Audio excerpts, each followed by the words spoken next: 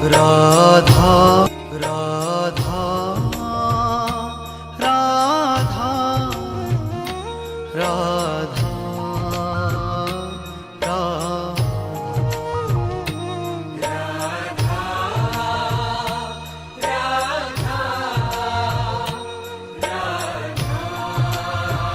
राधे राधे दोस्तों, आज के दिन अत्यंत पावन और मंगलकारी है क्योंकि आज राधाष्टमी का उत्सव है।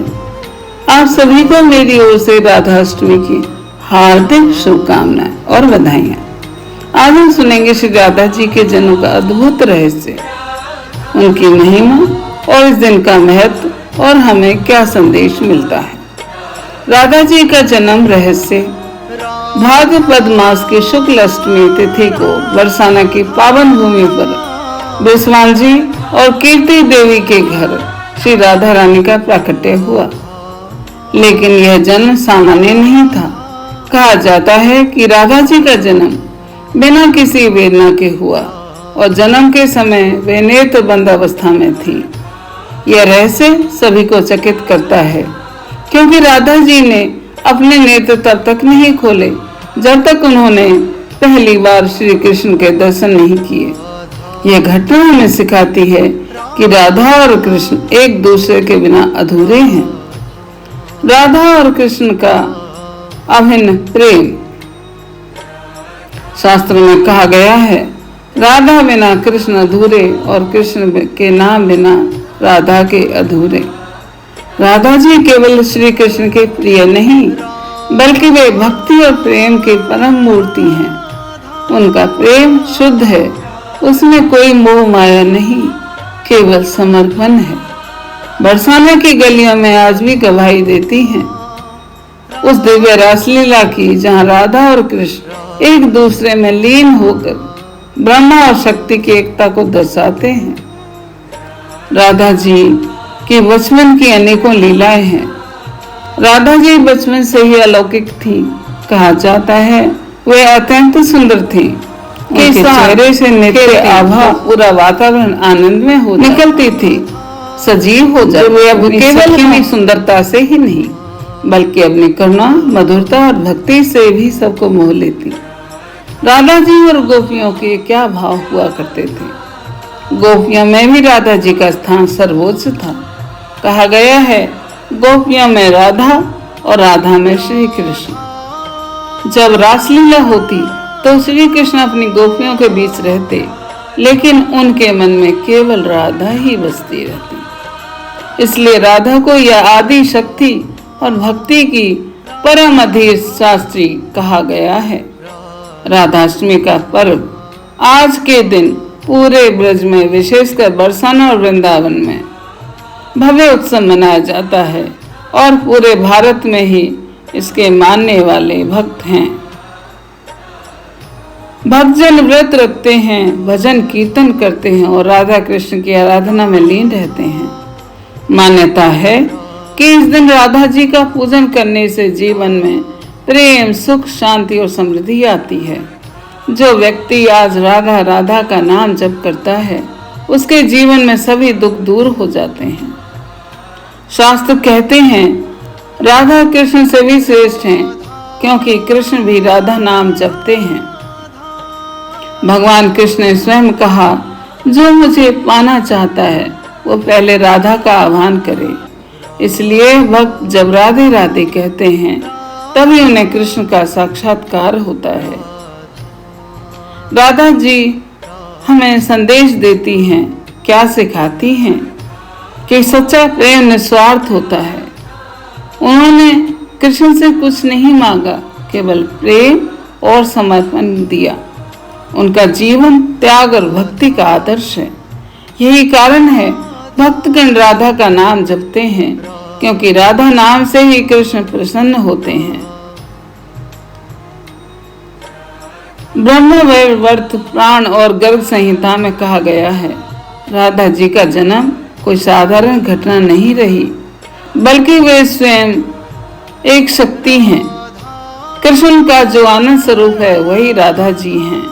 कृष्ण और राधा अलग नहीं हैं बल्कि एक ही शक्ति के दो रूप में हैं। यही कारण है कि भक्ति में हर जगह राधा का नाम पहले लिया जाता है। राधे कृष्ण।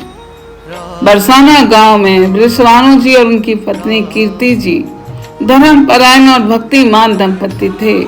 उनके घर लंबे समय से कोई संतान नहीं हुई थी। वे यमुना किनारे भगवान से संतान की कामना करते थे। एक दिन वृषभानु जी स्नान करने यमुना तट पर गए। तभी अचानक उनके नेत्र एक दिव्य प्रकाश से चकाचौंध हो गए। देखा कि कमल के पुष्प पर एक तेजस्वी बालिका विराजमान है। वह कोई साधारण बालिका नहीं थी। उनके मुख पर अद्भुत आभा थी। शरीर से दिव्य प्रकाश प्रकट हो रहा था, मानो स्वयं लक्ष्मी जी प्रकट हो गई हैं। वृषभानु जी ने उन्हें उठा लिया और माता कीर्ति को सौंपा। उस क्षण से वह बालिका वृषभानु नंदिनी कहलाई। लेकिन एक रहस्य था, बालिका नेत्र बंद किए हुए थी। दादाजी जन्म के समय आंखें बंद किए रही। लोग चिंतित थे कि कहीं वे अंधी तो नहीं है, लेकिन यह कोई सामान्य स्थिति नहीं थी। शास्त्र बताते हैं कि राधा जी की आंखें केवल भगवान कृष्ण के दर्शन के लिए ही बनी थी। जब तक उन्होंने कृष्ण का मुख नहीं देखा, तब तक उन्होंने नेत्र नहीं खोले। एक दिन नंद बाबा, यशोदा जी और बालक कृष्ण वृषभानु जी के घर आए। बालक कृष्ण अपनी मोहक मुस्कान के साथ राधा को देखने लगे। जैसे ही राधा ने कृष्ण को देखा, उन्होंने पहली बार अपनी आंखें खोली। यही हमें संकेत मिलता है कि राधा जी का जीवन केवल कृष्ण के लिए है। उनकी दृष्टि, उनकी सांसें, उनका प्रेम, सब कुछ सिर्फ कृष्ण के लिए है। फिर से यही संदेश कि कृष्ण के बिन राधा अधूरी हैं और राधा जी के बिना कृष्ण अधूरे हैं।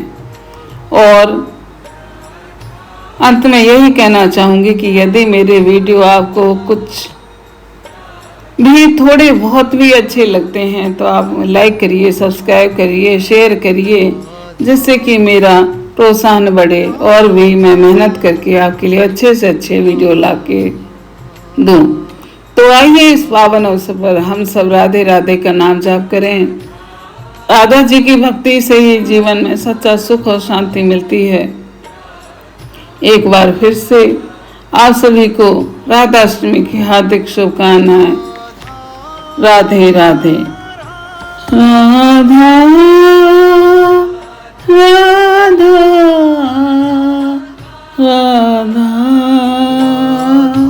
राधा राधा। राधे राधे दोस्तों। और हाँ, सबसे जरूरी बात कि पूजा की विधि क्या है। प्रातःकाल स्नान करके व्रत का संकल्प लें। राधा कृष्ण के विग्रह चित्र को गंगा जल से स्नान कराकर श्रृंगार करें। पुष्प, माखन, मिश्री, पंचामृत, तुलसी दल से पूजन करें। राधा कृष्ण के नाम का कीर्तन, राधा अष्टक का पाठ करें। दिन भर व्रत रखकर संध्या समय आरती के बाद फलाहार करें। राधाष्टमी हमें सिखाती है कि सच्चा प्रेम स्वार्थ से नहीं बंधा हुआ। राधा का प्रेम परमात्मा से मिलने की उत्कंठा का प्रतीक है। जीवन में भक्ति, निष्ठा और पवित्रता का भाव ही हमें दिव्य मार्ग पर ले जाता है। इस दिन राधा कृष्ण की उपासना करने से व्यक्ति को अटूट भक्ति, सुख, समृद्धि और जीवन में आनंद की प्राप्ति होती है।